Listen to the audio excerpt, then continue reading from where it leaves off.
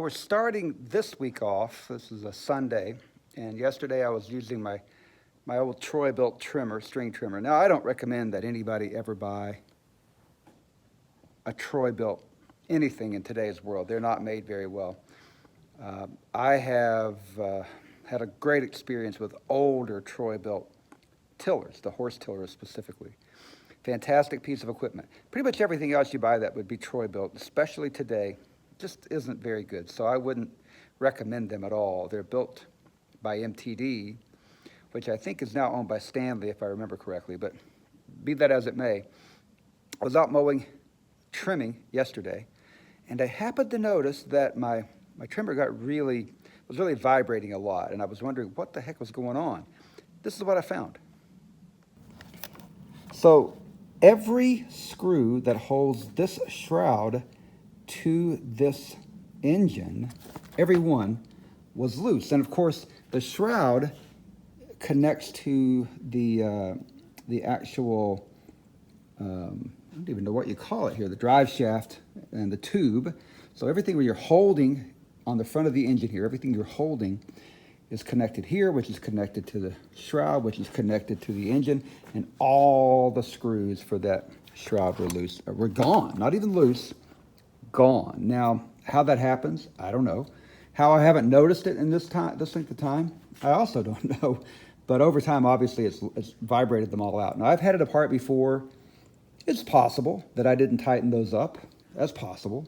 It's possible that I tightened them and they vibrated loose. It's been a long time, years ago now that I did that.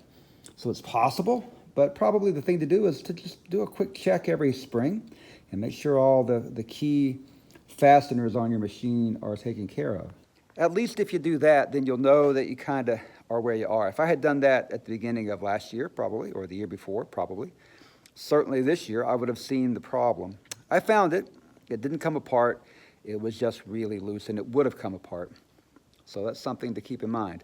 Luckily, I picked up a parts machine somewhere. I don't even remember where, but I had another Troy-Bilt machine that I grabbed, and it had been taken to the dump or something. I don't remember, but I picked it up just as a source for the fasteners, because I knew that over time you lose fasteners sometimes, and you need some way to replace that. So I grabbed the other one, grabbed it for the fasteners. I'm going to use those and tighten everything up, and we'll see how it works from that point on. Just wanted to say that's how we're kind of starting the week. As I've said in the past, if you have anything in life, you always have to be repairing something. So always be repairing. That's it for this one. Now here's the spark plug from that same trimmer. And you can see that the electrode is essentially gone. The whole porcelain center is broken out. It was all sloped over to one side. A lot of carbon. I always run my two strokes just a little bit rich when it comes to oil. I'd rather them be a little bit rich than too lean. So lean is a broken engine, and I don't care for that.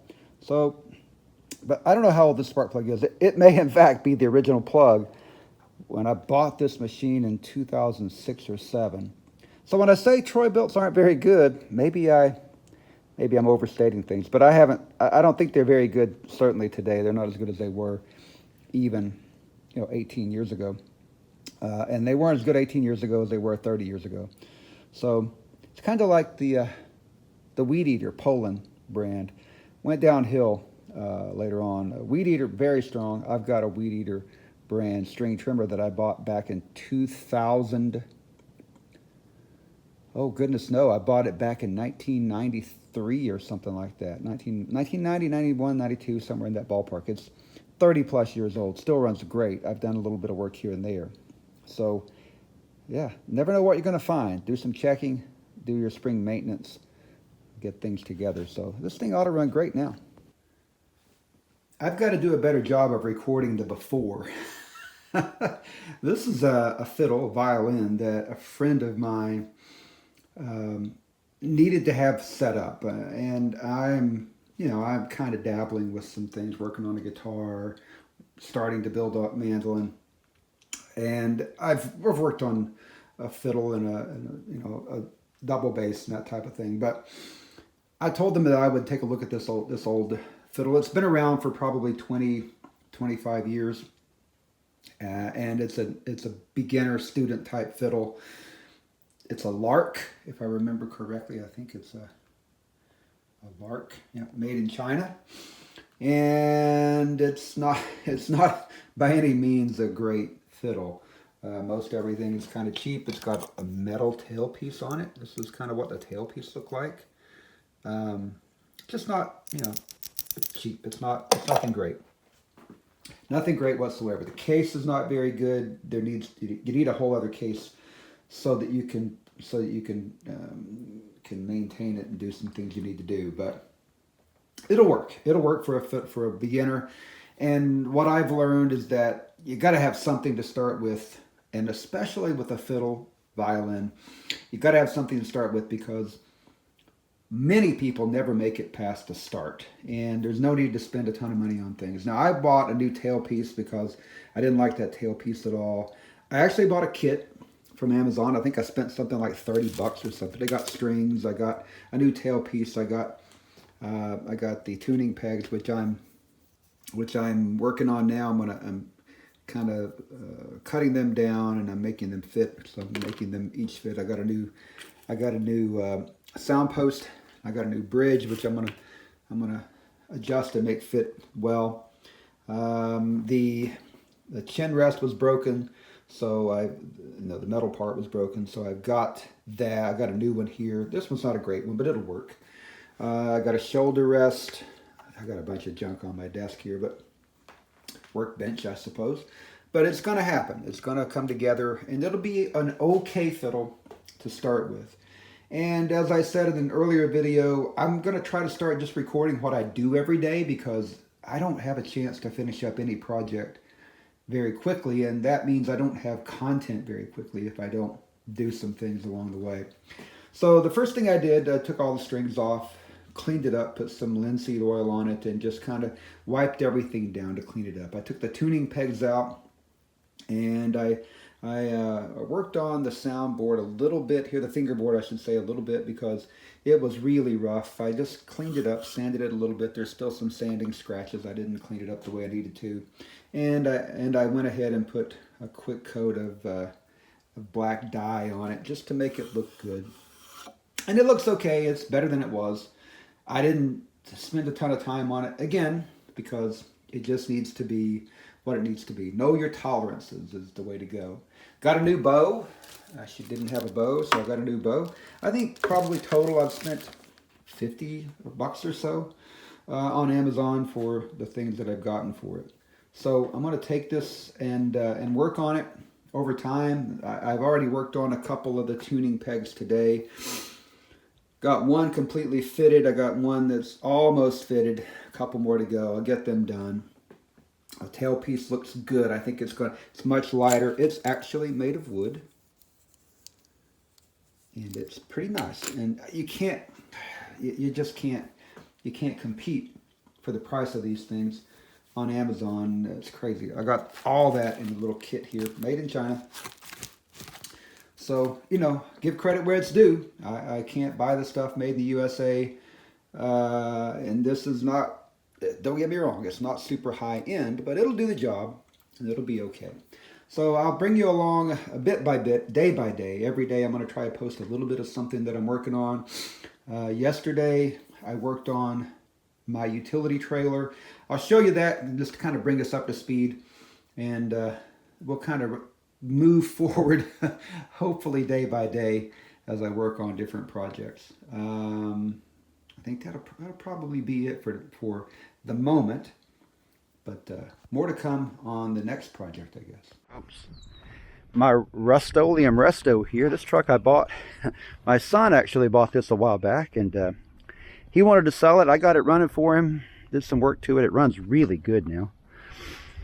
It's got the 400M engine, which is pretty strong, but both sides of the bed are shot, rusted out bad. Inside the bed's not terrible. Tailgate is not great whatsoever, so That is not good. It's got some rust on the bottom of the tailgate there. At any rate, I wanted to show you a project for the moment, I suppose. Have you ever had one of those days when things just don't go right? Me neither. This is one of those moments. I was backing my tractor out, actually turning around this old utility trailer. This is an old homebrew utility trailer, and just thrown together. And as I was turning, one of the things that happened was my loader caught the very edge of this. I thought I had it cleared. It did not. I've got some LEDs I was going to put on here anyway, so it's a good excuse to go ahead and get that done. We'll start that now. All right, here we go. I think I got things going on here. 11 millimeter on this old Peterson. Oh, that's kind of loose already. Not very tight. You're sitting on my tool. Well, neither is that one very tight. You're sitting on my tool, well, actually, like a work cart. I've had this on here for I don't know how long. Years and years and years. I've had this thing. I know I did some work on this thing. I painted it and put new wood and everything at least, well, it's probably been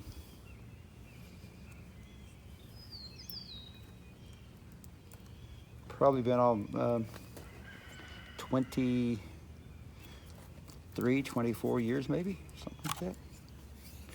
something like that perhaps, I don't know, possibly. Been a long time,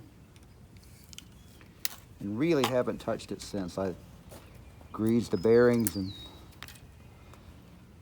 did a little work here and there, but it's an old homemade trailer from a mobile home axle. Somebody else made it. It was a hand-me-down. I got it, put a little bit of time and effort into it, and that's what we've got here. Wow. I did some work on that for sure. That's got some solder on it. I was more ambitious than I remembered being. More ambitious than I remembered being, for sure. I don't remember that. I need to rewire the whole thing, put a new floor in it, things like that, but that is not today's job. Today's job is to fix what I broke. I already have these LEDs hanging around, so that's fine. Got a couple of different possible tools here. Here's one from Southwire, typical electrical types of pliers. And then I've got one here called the Strip Master. Now, how often do you hear about that? The old Strip Master from Ideal. Let me figure out where it went. Must have gone right there. Let me cut these ends off and start fresh. The way this works usually is that this, well, that's a little too big. Got to get the right thickness. This is 16 gauge apparently. I don't ever know the gauges of wire. So if you're asking me a gauge, man, you're just out of luck. I can't help you. A little bit more there. Here we go. The way this works, it kind of catches it right there and just yanks it right off. It's pretty cool. Put it in there so you get the right gauge. You put it in the right slot for the gauge. This clamp grabs it and off you go. Bob's your uncle, as they say. Oh, which one of these is which? This one goes on this side, so we're good. But before I do that, I've got to do something else. That is, I've got to straighten out my bracket. You can see the bracket took a hit.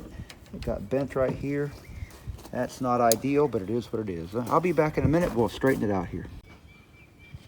Slightly different angle. Watch your ears. Have my it's not a hammer. This is a bracket straightening tool. One of the things I like, see, everything doesn't look like a nail when you have a hammer. In this case, it looks like a crooked bracket. Does that look about straight?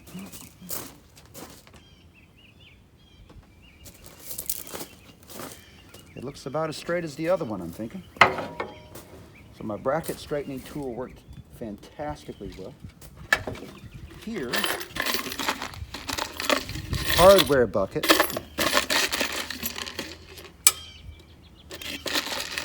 Carriage bolt and a carriage bolt. Wow, that's some tiny hardware.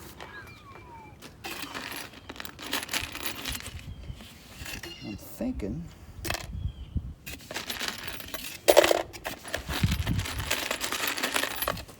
that I need a couple of flat washers.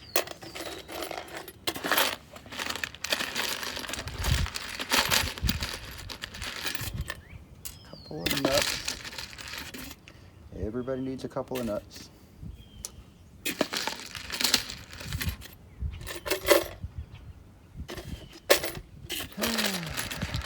And a couple of lock ones. Well, easier said than done. Let's just empty the whole thing and we'll try it again here. Here's the lock washer.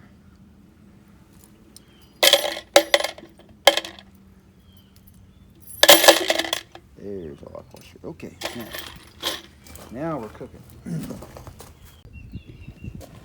Oh, here we go, folks. This was a little different because instead of having the brown and green, we got green or yellow and brown. And I'm gonna have to cut this off, and this one's a little bit shorter. I think it'll still be plenty long enough. We'll try it. As I've been working today, you know, one of the things about working like this that I always liked is that you have a chance to figure out what you're doing, get a plan together, and then you have a chance to just think about life, you know. I've been pondering the vicissitudes of life. You ever ponder the vicissitudes of life? By that I mean ponder how a fella can have a big old shop, which I have. I got a nice sized shop.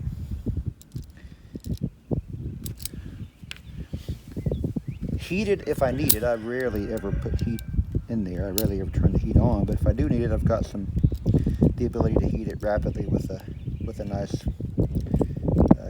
kerosene heater. I don't have normal heat in there because it's just not necessary most of the time. And it would be very expensive to heat the whole shop, so I don't do that. But if I want it, I can heat it up and work in there in the wintertime. And extremely comfortable.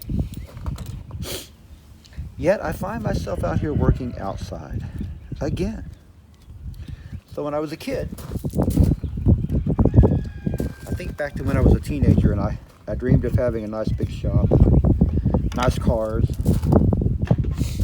Well, I still dream of having nice cars. I don't always have the nicest of vehicles. I've got a lot of vehicles, but they're not necessarily all that nice. But they are mine, and I don't take them for granted. I love them all, so that's good.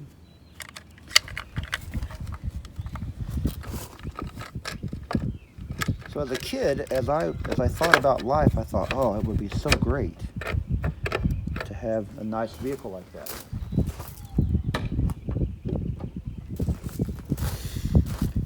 Or a nice place to work on nice vehicles like that. And now I do have that, and I'm still outside in the gravel driveway. So I guess that's a lesson in life. You just have to be thankful for where you are and what you have and make the most of it every day. Sorry about shaking the camera. I'm trying to get a hold of my other nut. Trying to get a hold of your other nut sometimes a problem. There we go. There we go. There's the other nut right there. I'll have to tighten those up. Don't let me forget to tighten those up. Goodness gracious. I made a blunder here. Do you see my blunder? Do you see it? Do you see my blunder? You know what that is, don't you? That's my ground. And you know what I didn't do? You know, I'm sure you're telling me already. I didn't include that. I didn't put that here.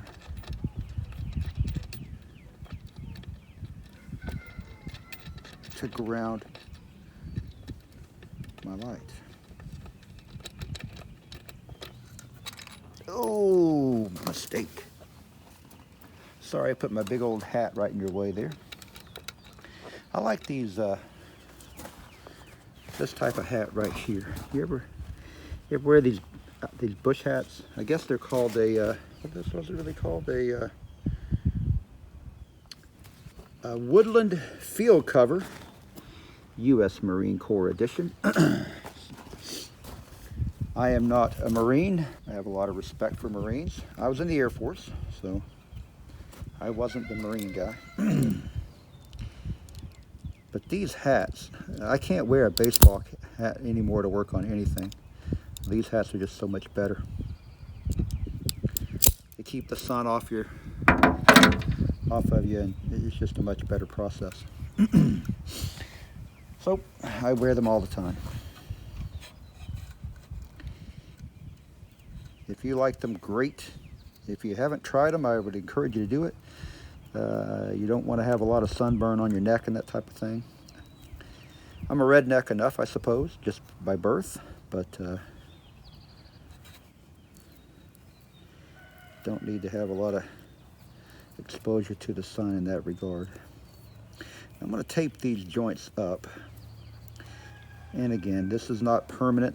This is only temporary unless it works, I should say. Isn't that how they say things? It's temporary unless it works. Well, it's temporary unless it works. Actually, it's temporary until I tear everything back apart, repaint the trailer, get it all together here. Okay. I think I need to tighten everything down. We'll put a battery on it. I don't have my truck hooked up to the lights. Light circuit's not connected. Let me get things done. I'll come back and do that. Well, as I said, I'm trying to post more videos in progress with the projects rather than at the end of the project because it takes too long. I'm moving back and forth too much. So here I'm going to test the lights. They work. I've got more videos coming up with the trailer kind of being restored, having a new bed and some changes there. That'll be coming up very soon. And then I've got video coming up here with my dog Ollie and me as we went to the vet recently. Until I see you again, endeavor to persevere.